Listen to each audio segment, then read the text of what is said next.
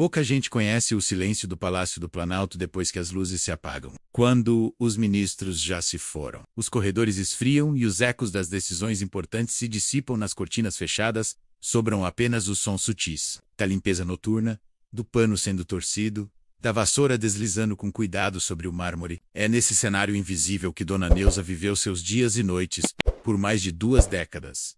Ninguém prestava muita atenção nela. E era exatamente isso que lhe dava a liberdade de ver, ouvir e perceber, o que a maioria nem notava.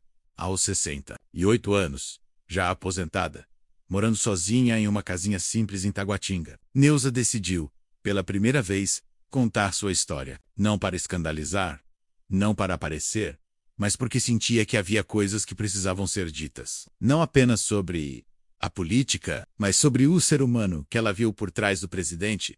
Quando Jair Bolsonaro assumiu o governo, Neuza já conhecia bem os ritmos do palácio. Cada novo presidente tinha seu jeito. Uns distantes, outros teatrais, alguns frios, outros até gentis. Bolsonaro era diferente. E Neuza notou isso no primeiro dia. Ele não apenas a cumprimentou, perguntou seu nome. E no dia seguinte, lembrou: Dona Neuza, bom dia. Dormiu bem? Foi o que ele disse. Ainda com a faixa no peito, antes mesmo de tomar o primeiro café como presidente. E isso para ela foi mais que educação. Foi reconhecimento.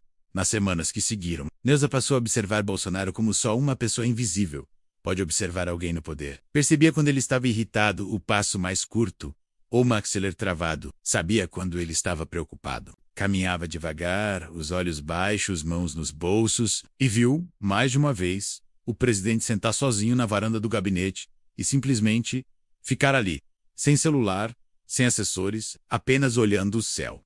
Numa dessas noites, ela se aproximou para recolher uma bandeja que haviam deixado ali. Pensou em sair em silêncio, mas ele falou primeiro: A senhora acredita que tudo isso aqui vale a pena?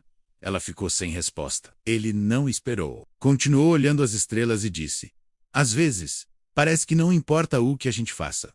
Vão sempre distorcer, sempre inventar. Mas aí vem um abraço sincero, uma carta de uma criança, uma oração de uma mãe, e tudo volta a fazer sentido. Neuza nunca esqueceu essas palavras, porque naquele instante, ela não viu o político. E foi a partir dali que sua percepção começou a mudar. Ao longo dos meses, ela testemunhou crises, reuniões tensas, telefonemas difíceis. Mas também viu momentos doces. Bolsonaro fazendo piada com seguranças, dividindo um pão de queijo com um motorista, pedindo para levarem sopa a um funcionário gripado. Nenhum desses gestos saiu na imprensa. Nenem virou manchete, mas para Neuza, foram mais verdadeiros do que qualquer discurso. A história de Dona Neuza começava ali nas entrelinhas da rotina, nos espaços que ninguém olha, nos detalhes que revelam a essência de alguém. E o que ela estava prestes a revelar não era um escândalo, mas algo ainda mais raro: humanidade onde poucos esperavam encontrar. Neuza lembrava com nitidez da movimentação do palácio nos dias em que crises políticas dominavam as manchetes. A imprensa especulava, os ministros se fechavam em reuniões e os corredores se tornavam túneis de tensão. Mas era justamente nessas horas que ela percebia o contraste entre o que era dito lá fora e o que acontecia por trás das portas fechadas. Em uma tarde abafada de quarta-feira, após uma entrevista coletiva que havia causado grande repercussão, Neuza entrou discretamente na sala de apoio anexa ao gabinete presidencial. Precisava apenas repor água e verificar uma pequena mancha na cortina. Mas ao abrir a porta, encontrou Bolsonaro sozinho, sentado, com a cabeça apoiada nas mãos. Por um instante, ele parecia não notar sua presença. Ela ia recuar em silêncio. Mas ele ergueu os olhos e disse com um meio sorriso cansado: A senhora já viu um presidente se sentir tão pequeno? Neuza não respondeu. Apenas se sentou em uma cadeira distante, do outro lado da sala. Ficaram em silêncio por alguns minutos. E aos poucos, ele foi desabafando. Não como presidente, mas como homem pressionado, exausto, incompreendido. Falou dos ataques pessoais, da solidão que sentia mesmo cercado de gente, da sensação de estar sempre sendo julgado.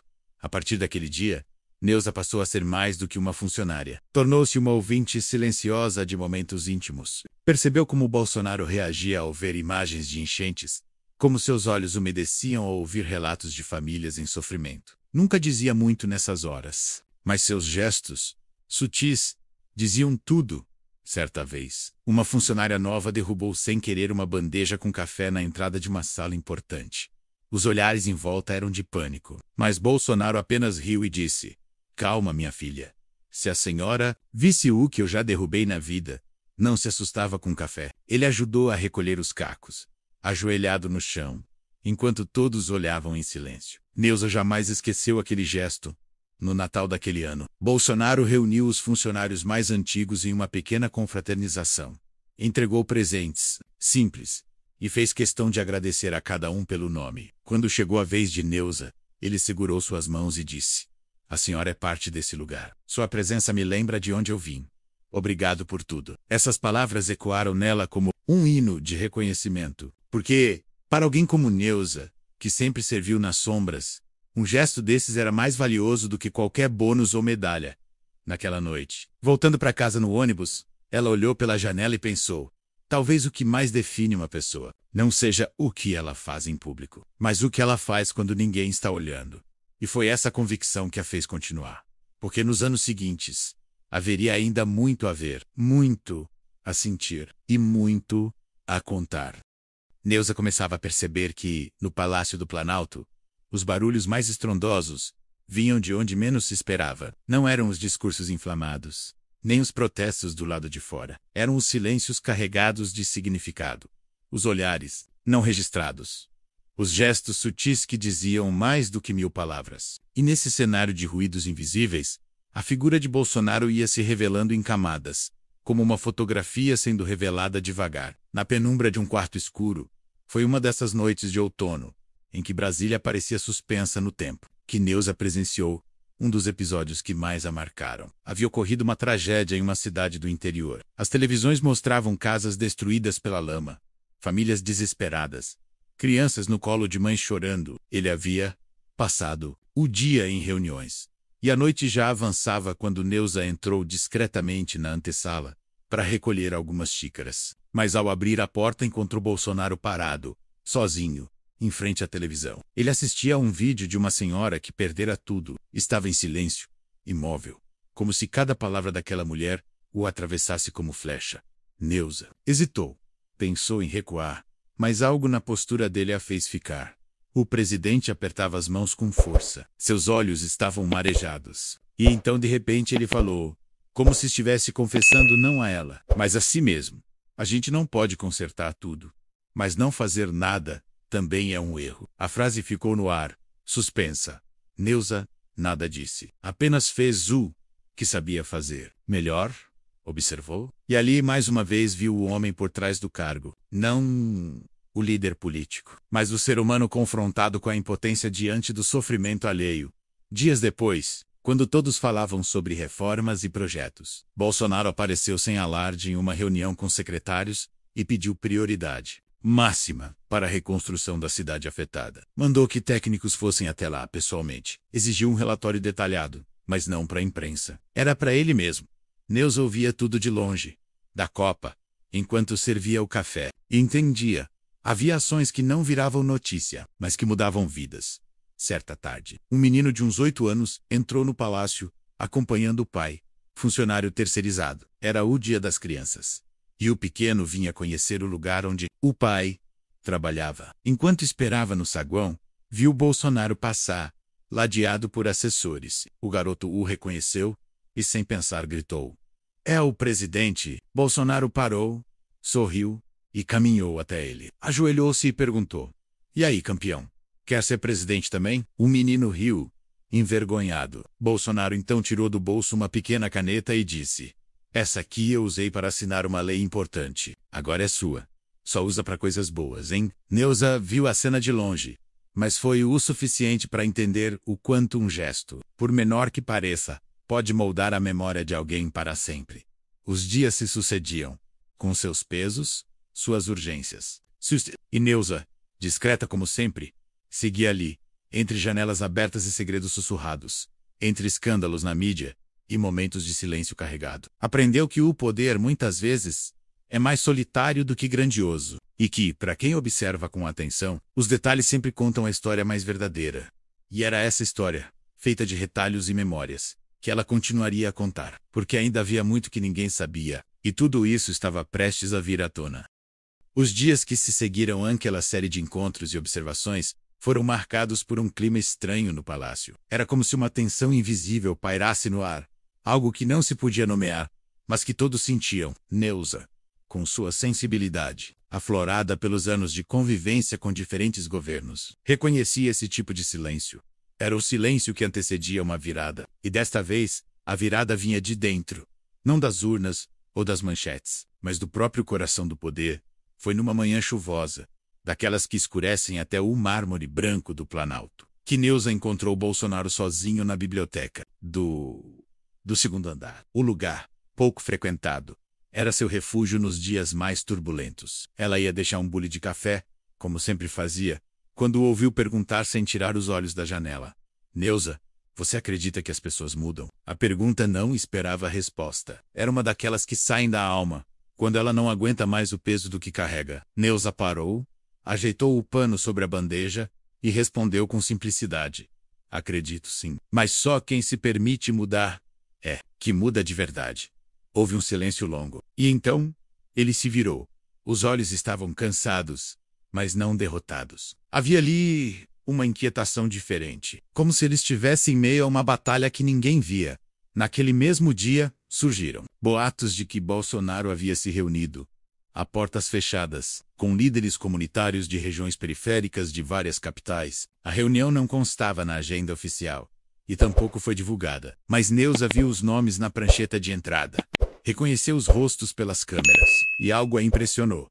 Não havia ali nenhuma figura política tradicional. Eram trabalhadores, mães de família, líderes de associações de bairro, gente comum com problemas reais. E então, uma semana depois, algo aconteceu. Durante um evento oficial no Salão Leste, Neuza viu Bolsonaro interromper seu discurso ao ouvir um pedido vindo do fundo da plateia. Era um homem de voz rouca, pedindo ajuda para seu filho, que sofria de uma doença rara. Todos tentaram silenciar o senhor, mas Bolsonaro ergueu a mão e pediu que o deixassem falar.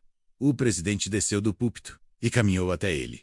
Escutou com atenção, tocou o ombro do homem e, com o microfone ainda ligado, disse: "A gente não está aqui só para representar, mas para servir. Me procure depois.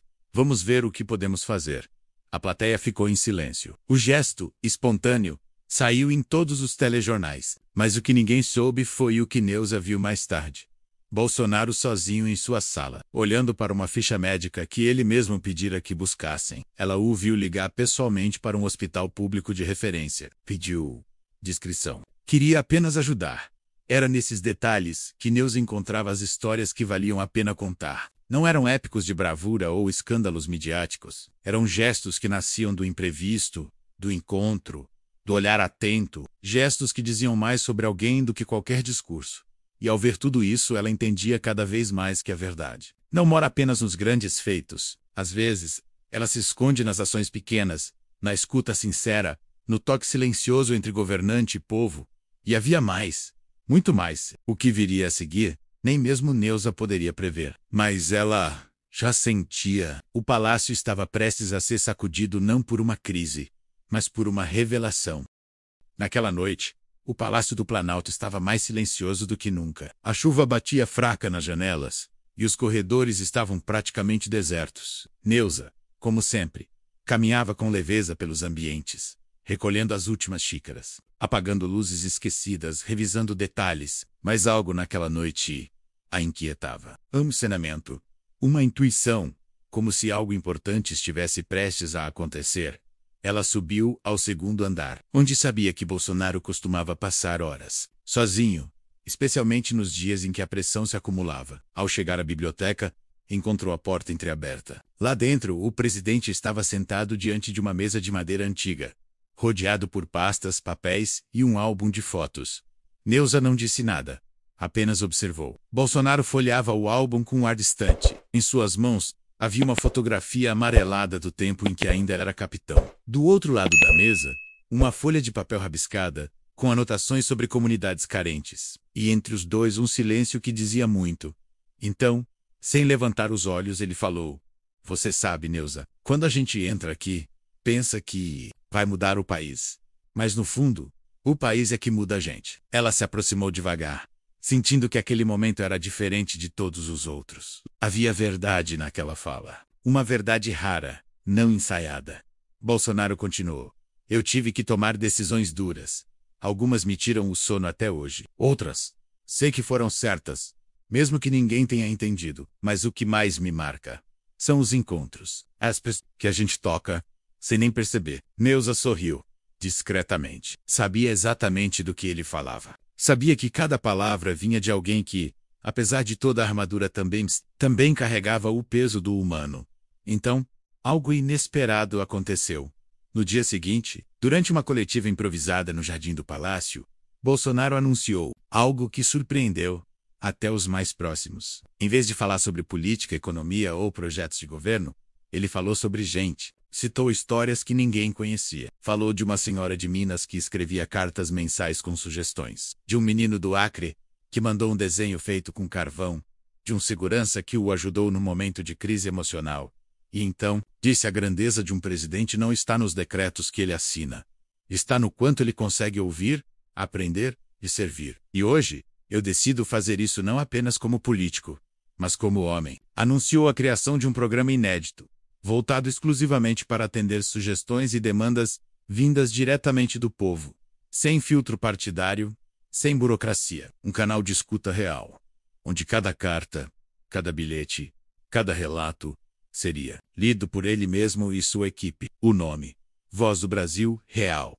A reação foi imediata. Alguns desconfiaram, outros se emocionaram. Mas o gesto tocou uma camada profunda da população, aquela que raramente se sente vista. Nos dias que se seguiram, o palácio se encheu de envelopes coloridos, vídeos gravados no celular, recados deixados nas redes sociais. E Neuza, que continuava ali, viu o presidente passar a ler cada um deles com atenção. Não havia holofotes nesse trabalho, mas havia transformação. E era nisso que ela acreditava. Ao olhar pela janela, naquela mesma noite, Neuza percebeu que Brasília continuava a mesma em sua aparência. Mas algo havia mudado. Lá dentro, nos salões frios do poder, uma centelha havia se acendido. E ela sabia. Tudo aquilo precisava ser contado. Porque, no fim, não era sobre política. Era sobre humanidade. Gostou dessa história? Então não se esqueça de deixar o seu like, se inscrever no canal e ativar o sininho para não perder os próximos vídeos. Comente aqui embaixo de qual cidade você está assistindo. Queremos saber até onde essa história está chegando.